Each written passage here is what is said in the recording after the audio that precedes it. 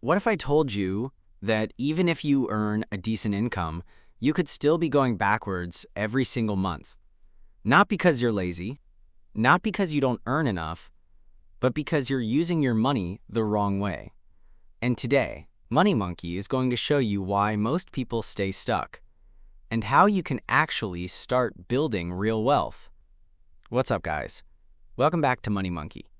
I'm your favorite jungle investor, sitting here at my wooden desk, surrounded by charts, bananas, and a laptop that probably works better than most portfolios out there. And today, we're talking about something simple, but also something most people completely mess up: your paycheck. Now let me ask you something. When your paycheck hits your bank account, what happens next? Do you invest first? Do you save something? Or do you just start paying bills, swiping your card, ordering things online, and hope something is left at the end? Because if that's the case, Money Monkey has some bad news. That strategy almost guarantees you stay broke. Let's slow this down and look at reality. Imagine you earn $5,000 per month. That's not bad. That's actually above average in many places. Now, before you even see your money, taxes are taken. So now you're left with around $4,000. Money Monkey calls this banana tax collection. And trust me, the jungle government always gets paid first. Now let's look at where your money goes. Rent, around $1,500. Utilities, electricity, water, internet, another $500. Transportation, car payment, insurance, fuel, maintenance, around $550. Food, groceries, and eating out, $500. Debt payments, credit cards, loans, let's say $500. And then all the other stuff. Clothes, subscriptions, gifts, random spending. That's another $500. Now let's do the math together. You bring in $4,000 after taxes. You spend around $4,050. That means every single month, you are losing money. Minus 50. And that's assuming nothing goes wrong. No emergency, no unexpected bill, no broken washing machine, no medical cost, no vacation, no investing, no saving, just existing. And this is exactly how most people live.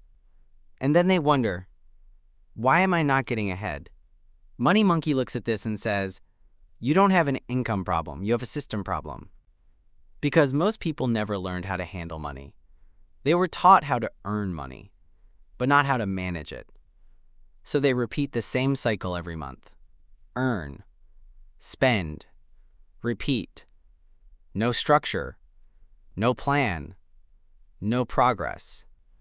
So let's fix that. You need a system, a very simple one. 3 buckets: spending, saving, investing. Every time money comes in, it gets divided immediately. Not later, not at the end of the month. Immediately. Because if you wait, you will spend it. Money Monkey knows this. Humans see money. Humans spend money. It's a natural reflex. So you need to remove the temptation. A simple structure you can use is this: 75% for spending, 15% for investing, 10% for saving. That means if you earn $4,000, $3,000 is your maximum spending. $600 goes into investments. $400 goes into savings. Now I know what you're thinking. That's impossible. I can't live on less. But here's the truth. If your taxes increased tomorrow, you would adjust. You wouldn't say, sorry, government, I can't afford this. No, you would figure it out. So why not do the same for yourself? Pay yourself first. Money Monkey always takes his bananas first. Then he shares. Not the other way around. Now let's talk about something that tricks almost everyone: more income. People think, if I just earn more, everything will be fine. But reality looks very different. You get a raise, and suddenly, You upgrade your lifestyle. Better car, better phone, more expensive groceries, more subscriptions, maybe a bigger apartment. And just like that, your extra income disappears. This is called lifestyle inflation, and it's one of the biggest reasons people stay stuck. Money Monkey has seen humans go from 3,000 income to 8,000 income and still live paycheck to paycheck. That's not a money problem. That's behavior. If you earn more, but keep your system the same, you win. If you earn more and spend more, you stay exactly where you are, or worse. Now let's talk about debt, because this is where many people lose the game completely. If you have high interest debt, like credit cards, you are in a very dangerous position. Let's say your debt costs 20% per year, and you invest your money hoping for 8 to 10% returns. You are losing, mathematically, guaranteed. So before you even think about investing seriously, you need to eliminate high-interest debt. Aggressively, focus on it. Put extra money into it. Reduce expenses if needed. Increase income if possible, because that debt is working against you every single day. Money Monkey doesn't build wealth while being chased by financial predators. He deals with them first. And once that's under control, we can talk about investing. And here's where things get interesting, because investing does not have to be complicated. In fact, the simpler it is, the better it usually works. There is something called an ETF, an exchange-traded fund. It's basically a basket of companies. Instead of trying to pick one winner, you invest in many at once. For example, some ETFs track the largest companies in the market, hundreds of them. So when the economy grows, your investment grows. Historically, broad markets have returned around 8 to 10% per year on average over long periods. Not guaranteed, not every year. Some years are negative, some years are great, but long-term, growth. And here's the key strategy: consistency. Money Monkey calls it always be buying. You invest regularly, every month, no matter what. Market up, you buy. Market down, you buy. News says crisis, you still buy.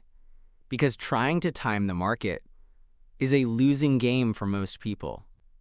Consistency beats timing. Every single time.